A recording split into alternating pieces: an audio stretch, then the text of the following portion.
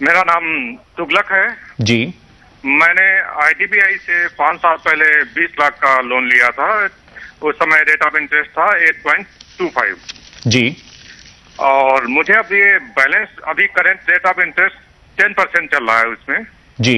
और 5 साल के आसपास मेरे को इसमें ईएमआई पे करते हो गया है। ओके।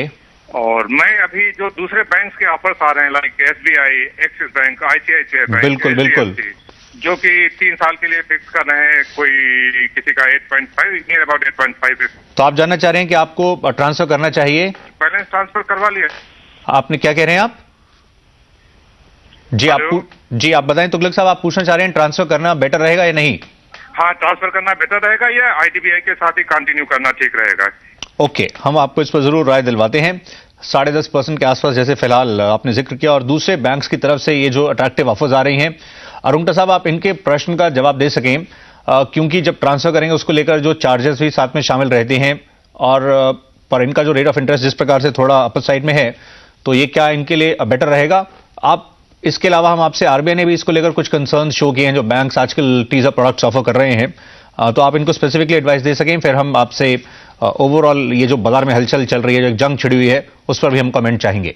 हाँ, तो सबसे पहले जहां तक तुगलक जी के सवाल का सवाल है, क्लियरली जो रेट ये दे रहे हैं, इन्होंने शायद 10 या 10.5 कहा, तो उसमें कोई बहुत डिटेल्ड कैलकुलेशन करने की जरूरत नहीं है। आप आज शिफ्ट करेंगे तो आपको 8.25-9 के आसपास पड़ता है ओवरऑल कॉस्ट, ऑल्दो शुरू के 3 सालों में कम कॉस्ट पड़ता है, कहीं 8, कहीं 8.25, कहीं 8.5 फिक्स्ड है, लेकिन ओवरऑल कॉस्ट भी करीबन 8.25-9 पड़ता है। तो क्लियरली चाहे प्रीपेमेंट चार्ज 2% या 3% देना पड़े, उसके बाद भी इनको इसमें फायदा होगा, तो इनको ट्रांसफर सोचना चाहिए।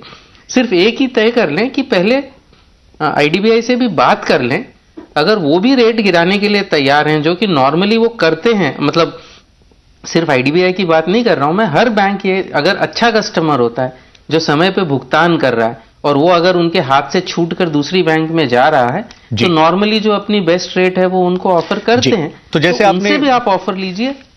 आपने जैसे रुंगटा साहब का पहले इसी बैंक से नेगोशिएट करने की कोशिश करें, अदरवाइज फिर दूसरे जो ऑप्शंस हैं उस तरफ वो बढ़ सकते हैं, वो ज्यादा अट्रैक्टिव लग रहे हैं। पर हम आपसे जानना चाहेंगे, जिस तरह से जो केंद्रीय बैंक जो रेगुलेटर है, वो बैंक्स के बीच में जिस प्रकार से जंग छिड़ी हुई है, इस वॉर में एक से बढ़कर एक लुभावने प्रोडक्ट्स आ रहे हैं। हमने देखा जैसे एसबीआई ने जो ऑफर किया, उसके बाद दूसरे बैंक्स पर भी दबाव पड़ा है, वो भी काफी अट्रैक्टिव ऑफर्स लेकर आए हैं।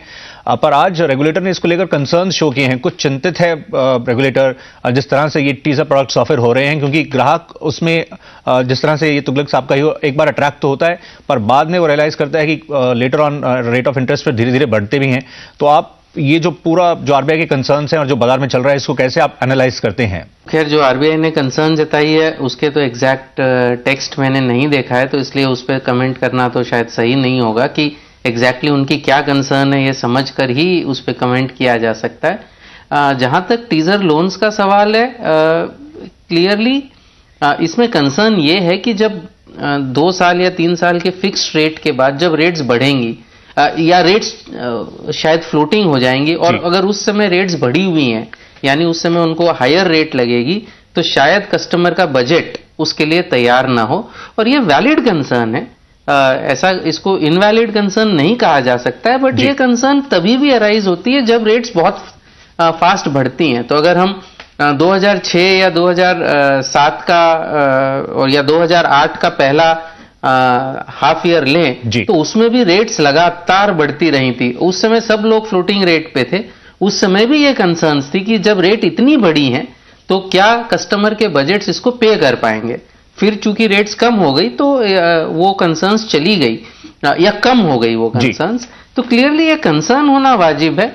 टीजर लोन की वजह से ये कंसर्न थोड़ी सी बढ़ जाती है। कंसर्न ऑलवेज रिमेन्स जब रेट राइज होती हैं। टीजर लोन की वजह से 3 साल तक या 2 साल तक कस्टमर उस कंसर्न से जो है भूल जाता है, प्रोटेक्टेड है जी, हम भूल जाता है और प्रोटेक्टेड रहता है जी। तो वो सडनली जब अगर आएगी तो वो हिट कर सकता है। तो कंसर्न शायद वैलिड है, लेकिन उसका कितना इफेक्ट होगा, क्या होगा, वो तो उस समय की रेट होगी, उसी समय पता चलेगा। जी रुंगटा साहब, आइए हम फिलहाल अब नोएडा से हम चलते हैं आगरा। आगरा में Manish ji next viewer line पर हैं। जी नमस्कार मनीष साहब, बताइए आपका क्या प्रश्न है। हेलो नमस्कार जी। जी बताएं। मैंने आईसीआईसीआई बैंक से लैप लिया था लोन अगेंस्ट प्रॉपर्टी 9 लाख रुपए जी, जो कि 1/4 में लिया था। आपने 2005 में? हाँ 1/4/2005 में लिया था, जिसके की 9.25% इंटरेस्ट की बात हुई थी मेरी इनसे फ्लोटिंग। अच्छा। तो जो आज की तारीख में 14.75 लगा रहे हैं और कम होने के नाम पे उन्होंने मतलब विशेष कम नहीं करी, बढ़ाई बराबर है जी।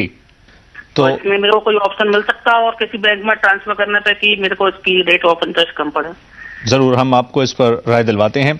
पहला भी जिस प्रकार से जो प्रश्न था वो ट्रांसफर को लेकर था, और मनीष साहब आप भी अपना जिस तरह से जो आपने ये लोन अगेंस्ट प्रॉपर्टी लिया है उसको ट्रांसफर करने पर सोच विचार कर रहे हैं।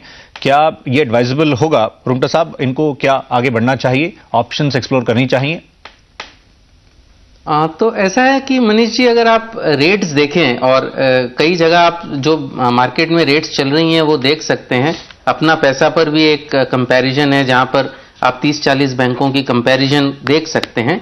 तो आप ये देखेंगे कि लोन अगेंस्ट प्रॉपर्टी की जो रेट्स हैं वो करीबन 12-13% है। आपके पास 4 या 5 साल पुराना लोन अगेंस्ट प्रॉपर्टी है और अगर आपने समय समय पर अपनी ईएमआई की भुगतान एकदम सही समय पर की है तो आप एक प्राइम कस्टमर हैं, तो आप इसको ट्रांसफर करने की सोच सकते हैं। लेकिन जैसे हमने तुगलक जी को भी एडवाइस किया, मनीष जी मैं आपको भी सेम एडवाइस दूंगा कि आप जब ट्रांसफर की सोच रहे हैं तो दोनों सोचिए। आप ये भी सोचिए कि एग्जिस्टिंग जो लेंडर है वो आपको क्या देने के लिए तैयार है। अगर आप अच्छे कस्टमर हैं तो वो जरूर ऑफर करेगा आपको लोअर रेट, जब ये क्लियर हो जाएगा उसको कि आप शायद दूसरे बैंक के पास जा रहे हैं, और दूसरी बैंक्स के पास भी आप जा सकते हैं। और फिर जो ऑफर आती है उसमें देखिए, और अगर एग्जिस्टिंग लेंडर थोड़ा बहुत ज्यादा भी है तो भी आप देख सकते हैं, सिंपली बिकॉज उसमें आपको एडमिनिस्ट्रेटिव हैसल थोड़े कम होंगे। लेकिन क्लियरली जो रेट आप दे रहे हैं 15.25 की वो बहुत हाई है। 12.5 से 13% के बीच की रेट आपको लगनी चाहिए, उससे ज्यादा की रेट आपको नहीं लगनी चाहिए। लोन अगेंस्ट प्रॉपर्टी मैं बता दूं is very different from home loans, क्योंकि होम लोन होता है वो लोन दिया होता है लोन होम खरीदने के लिए, वेरएज लोन अगेंस्ट प्रॉपर्टी एक एग्जिस्टिंग होम के सामने दिया होता है और वो उसका यूज इस्तेमाल कोई भी चीज के लिए कर सकते हैं, इसलिए उसमें रिस्क ज्यादा होती है और इसलिए उसकी रेट्स ज्यादा होती है।